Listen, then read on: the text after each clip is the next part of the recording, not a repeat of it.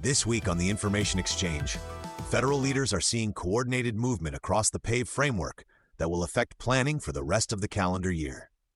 On the policy and compliance side, new OMB guidance on post-quantum cryptography is forcing agencies to stand up formal migration programs with hard deadlines in 2030 and 2031. In security and risk, CISA is adding vulnerabilities to its known exploited list and reinforcing risk-based patching under BOD 26.04, giving agencies clearer permission to focus resources where they matter most. FedRAMP just launched its biggest modernization in a decade with the 2026 consolidated rules and expanded 20x paths.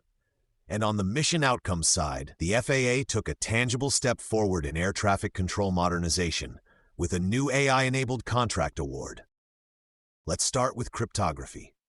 The June 22nd executive order and the June 25th OMB guidance that followed it represent the most significant federal cryptographic policy shift in years. Agencies must now designate a PQC migration lead, inventory their cryptographic systems with priority on high-value assets, and submit formal migration plans within 120 days. The target dates are firm. Key establishment on HVAs and high-impact systems moves to NIST-approved post-quantum cryptography by the end of 2030, with digital signatures following by the end of 2031. The guidance explicitly calls for automation because manual crypto discovery will not scale. For CIOs and CISOs, this means the clock is now running on both technical roadmaps and budget models. Early coordination between security, architecture, and procurement teams will prevent a last-minute scramble. On the vulnerability management front, CISA's steady drumbeat of known exploited vulnerabilities additions in late June keeps pressure on agencies to operationalize B 2604. The directive asks federal civilian agencies to prioritize based on asset exposure, whether the vulnerability is already in the KEV catalog, how easily it can be exploited in an automated way, and what the technical impact would be after exploitation. This is not a relaxation of standards. It is a call to stop treating every vulnerability the same and to document risk decisions. Agencies with mature asset management and network segmentation will adapt more easily. Those still running broad monthly cycles may need to stand up faster triage processes. The updated CISA and FBI advisory on Russian intelligence services targeting commercial messaging applications is a reminder that initial access vectors remain active even as core infrastructure hardens. The June 26th update provides fresh indicators and sample messages. For agencies, the practical question is whether behavioral monitoring and phishing-resistant controls already extend to the messaging platforms users actually rely on. If not, that gap deserves a place on the near-term roadmap. FedRAMP's June 25th release of the 2026 Consolidated Rules is the clearest signal yet that the program is shifting towards speed and reusability without sacrificing rigor. The new 20x certification classes and machine-readable rule set are designed to reduce friction for both providers and agencies. Pipelines open in August, with mandatory adoption of the new rules beginning January 2027. Rev 5 sunsets for new certifications in June 2027. The alignment with B2604 vulnerability timelines is intentional.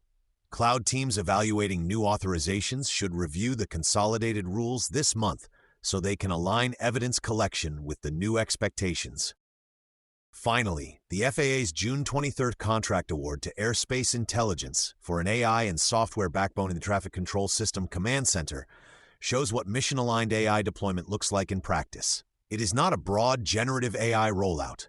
It is a targeted capability supporting a high-stakes operational mission. Other agencies watching their own AI pilots should study how the FAA structured security, data, and human oversight requirements around this specific use case. Taken together, these developments point to a federal IT environment that is simultaneously tightening cryptographic and vulnerability timelines while opening faster paths for modern cloud and AI capabilities. The agencies that treat these as connected work streams rather than separate compliance projects will move faster and with lower risk. That is the through line for the next 30 days. That's the exchange for today. Remember, guesswork isn't a strategy. We'll see you next time for the 5 minutes that secure your next 24 hours. The Exchange newscasts and newsletters are productions of Matora Solutions, LLC.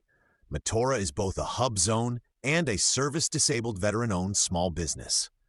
While every effort is made to keep details accurate as of publication time, readers and listeners should always confirm time-sensitive items, such as policy changes, budget figures, and timelines directly with official documents and briefings. The Exchange is for informational purposes only. It does not constitute legal, investment, procurement, security, compliance, technical, or any other form of professional advice. No attorney-client, advisor-client, or other professional relationship is created by listening to or reading this content. Always consult qualified professionals and validate with primary sources before taking any action. All information is from publicly available sources. All rights reserved. Copyright Matora Solutions, LLC 2026.